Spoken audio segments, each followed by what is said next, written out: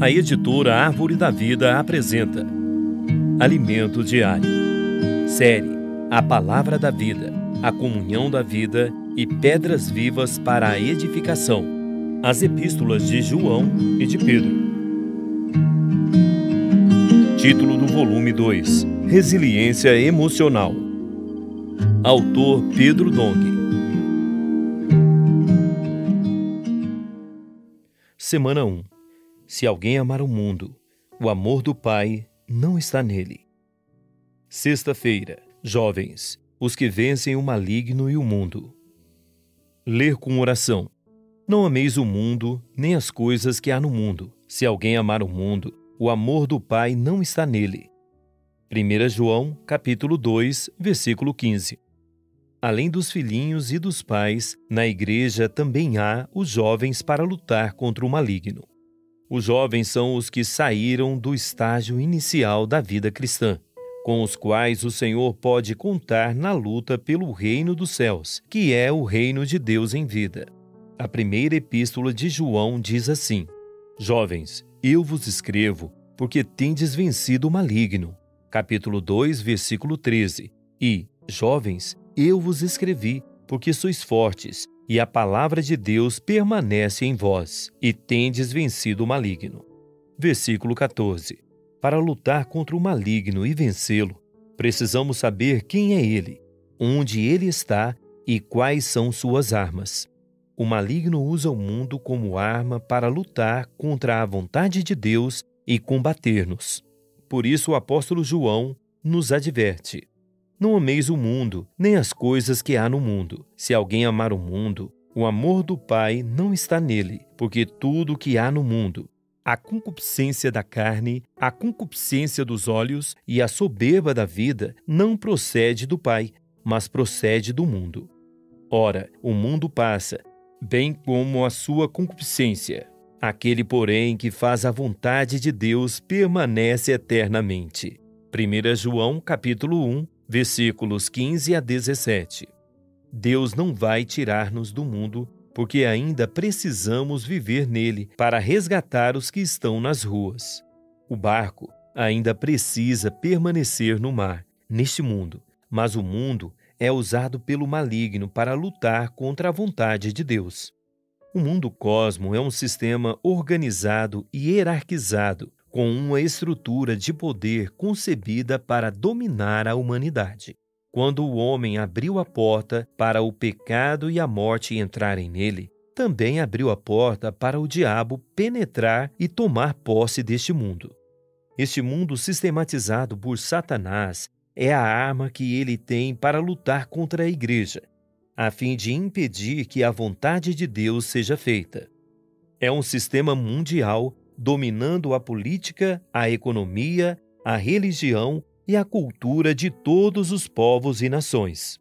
Antes de criar a terra, Deus já havia criado primeiramente os céus e os anjos. Gênesis capítulo 1, versículo 1.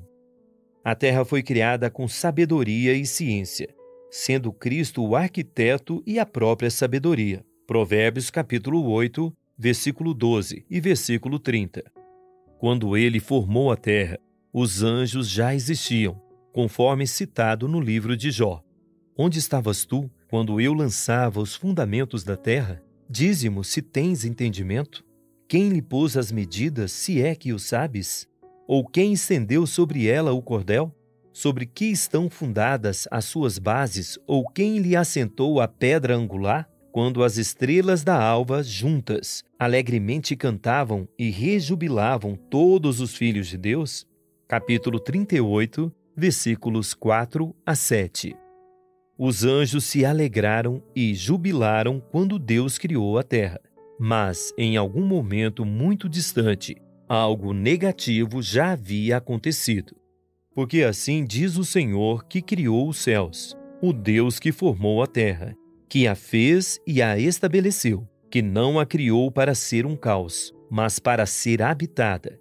Eu sou o Senhor, e não há outro. Isaías 45, versículo 18. Deus não fez a terra para ser um caos, sem forma e vazia, mas para ser habitada. Gênesis capítulo 1, versículo 2. Todavia Lúcifer se rebelou contra Deus, desafiando sua autoridade, e essa rebelião induziu uma parte dos anjos a se unir a ele, juntamente com criaturas pré-adâmicas. A terra então foi julgada por Deus com águas de morte e ficou sem vida, e havia trevas sobre a face do abismo. O Espírito de Deus pairou sobre aquelas águas de morte a fim de trazer vida novamente à terra. Deus não desistiu do propósito eterno que estabelecera em Cristo Jesus. Efésios capítulo 3, versículo 11. Decidindo restaurar sua criação em 6 dias. Nesse novo capítulo da criação, Deus criou o homem à sua imagem e conforme a sua semelhança para que este dominasse a terra. Também disse Deus: façamos o homem à nossa imagem, conforme a nossa semelhança. Tenha ele domínio sobre os peixes do mar, sobre as aves dos céus, sobre os animais domésticos, sobre toda a terra e sobre todos os répteis que rastejam pela terra. Gênesis capítulo 1, versículo 26. Deus deseja estabelecer seu reino com sua vida governando o homem. Para isso, ele pôs a árvore da vida no meio do jardim. Gênesis capítulo 2, versículo 9, a fim de que o homem o recebesse como vida. Dessa forma, Deus passaria a governá-lo por meio da vida, e o homem governaria toda a terra por meio da vida de Deus. Satanás não fazia parte dessa nova criação, mas, disfarçado de serpente, enganou Eva e induziu o casal a comer da árvore do conhecimento do bem e do mal, desobedecendo à ordem expressa de Deus. Essa atitude abriu a porta para Satanás penetrar na esfera da criação que Deus restaurara, e com ele o pecado e a morte. Portanto, assim como por um só homem entrou o pecado no mundo, e pelo pecado a morte, assim também a morte passou a todos os homens, porque todos pecaram. Romanos capítulo 5, versículo 12. Porque, como pela desobediência de um só homem, muitos se tornaram pecadores, assim também, por meio da obediência de um só, muitos se tornarão justos. Versículo 19. Essa foi a segunda grande catástrofe no universo criado por Deus. A primeira foi a rebelião de Satanás. Agora, anote conforme o que você recebeu na leitura de hoje, a luz na palavra, a direção e a admoestação. Ore e faça um grito de guerra com base nesses itens, para que a palavra profética seja sedimentada em seu coração.